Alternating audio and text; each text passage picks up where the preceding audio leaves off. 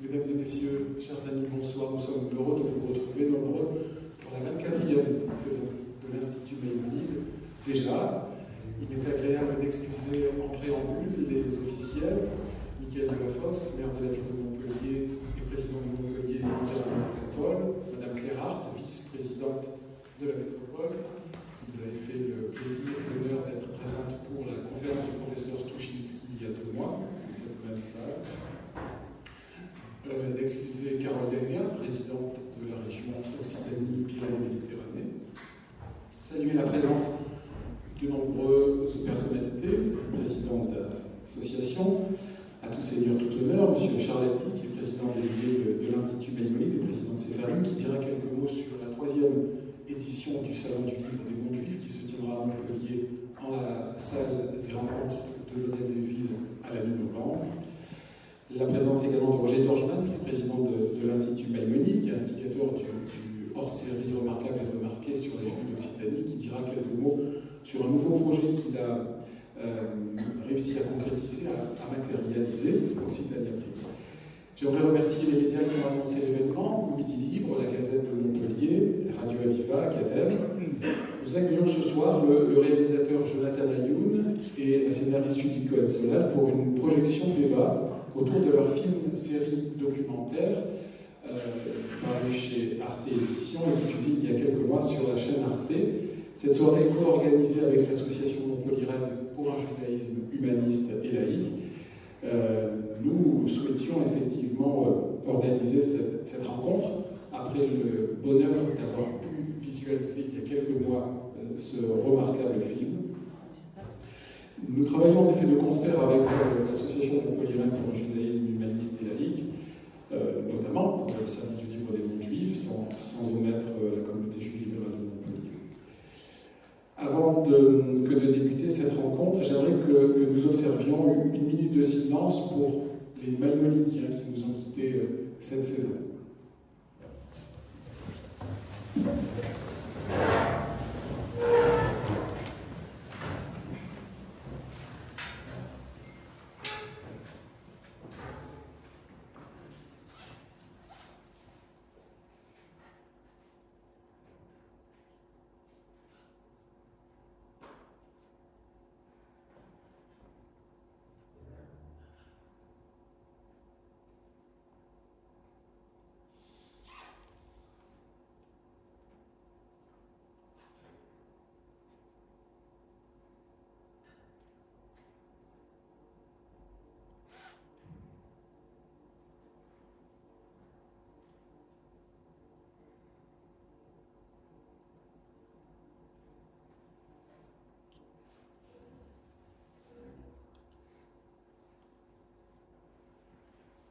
Voilà, je vous remercie. Alors,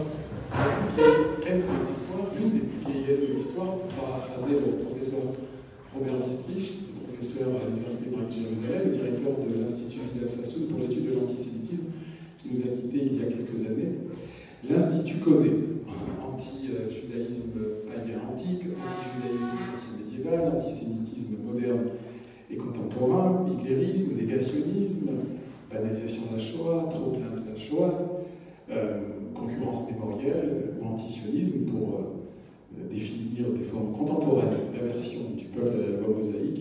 Et on a reçu au cours de ces 20 dernières années pléthore de conférenciers, d'intellectuels, de savants, de chercheurs sur la judéophobie.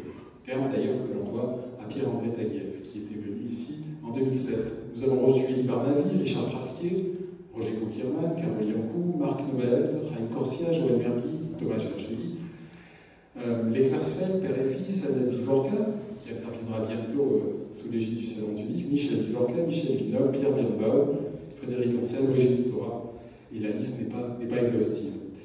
je suis moi-même intervenu à plusieurs reprises sur cette question. Et prochainement, Yonatan Arfi, Georges Bensoussan, Ariel Goldman ou Elie Korchia. Donc effectivement, c'est une thématique leitmotiv dans les conférences, dans les rencontres, dans les cycles d'enseignement de l'Institut. C'est pourquoi il nous a porté de recevoir donc, Jonathan Ayoun et Judith Cohen-Solal. Ces choses faites grâce à Henri Houteau, président de l'association pour un judaïsme, Montpellier pour un judaïsme humaniste et laïque, qui va vous présenter la soirée. Elle sera découpée de la manière suivante. Nous allons vous présenter les orateurs de ce soir, puis ensuite projection du 4e volet de la série documentaire, et ensuite des questions du public à l'endroit de Judith et Jonathan. Voilà, je sais tout de suite la parole à André. Merci Miguel. Ça va? Vous prenez celui-là. Ah, mais il faut l'allumer. Si tu l'allumes, il marche pas. Oui, bonsoir à toutes et à tous. Donc, Michael a déjà présenté un petit peu la soirée. Je salue avec nous la LICRA, qui est là, la Ligue Monnaie, parce que justement, qui a été fondée, justement, à l'époque, ça s'appelait la LICRA, et donc qui était une ligue de l'antisémitisme. Je crois d'ailleurs, vous en parlez, on est dans le 3e volet quand elle a été créée. Donc, la Ligue Monnaie est avec nous là ce soir. Voilà, donc, oui, donc pour vous dire, Jonathan Ayoun et Judith Cohen-Solal sont vraiment les habitués de Montpellier. Nous les avions déjà reçus plusieurs fois, il n'y a pas très longtemps d'ailleurs pour parler de Zemmour. Et nous les avions reçus déjà aussi pour parler justement des Juifs et de l'extrême droite. Et voilà, donc ils sont régulièrement venus nous rencontrer. Donc là, bien évidemment, quand ils ont sorti leur série, nous étions particulièrement intéressés. Et bon, nous avons dit que ça serait peut-être intéressant que nous puissions en reparler avec eux, voir comment ils ont fonctionné. Donc, voilà, Jonathan Ayoun est le réalisateur, si vous avez bien suivi. Judith a participé, co-scénariste. Voilà, donc tous les deux ont baigné là-dedans, ils nous expliqueront comment ils ont travaillé, comment ils ont fonctionné. Pour ceux qui l'ont vu, vous avez pu apprécier et la pertinence des interventions, des gens qui ont été interviewés, la pertinence des images d'archives quand il y en avait, mais évidemment quand on remonte à l'Antiquité, puisqu'il démarrait en 38 après Jésus-Christ à Alexandrie, évidemment là, il n'y a pas beaucoup d'images. Donc ils ont pris un autre biais en prenant des dessins, des images issues des jeux vidéo, des trucs comme ça, voilà, et qui donnent un réalisme tout à fait intéressant à cette série. Voilà, donc on va leur passer la parole rapidement. Pour notre association, pour ceux qui ne connaissent pas, les Juifs humanistes laïcs, on commence à être connus sur Montpellier. Il y a des petits dépliants à la sortie, et puis si ça vous intéresse, vous pouvez vous en discuter avec nous. Voilà, donc Jonathan, peut-être quelques mots avant de démarrer, et puis après on lancera la 4e saison.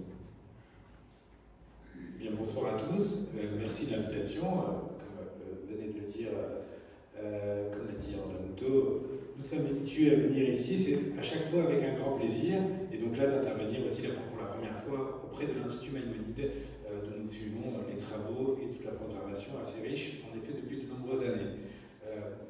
Toujours difficile de dire un mot avant la projection d'un documentaire, mais là, étant donné que c'est le 4e épisode d'une série, ça nous permet de présenter peut-être la série plus amplement et dans son entièreté. Donc, l'histoire de l'antisémitisme, de l'Antiquité à nos jours, en effet, depuis l'an 38, en tout cas, c'est le moment que nous avons choisi comme début de cette histoire de l'antisémitisme, parce qu'il s'agit de la première violence anti-juive documentée, sourcée.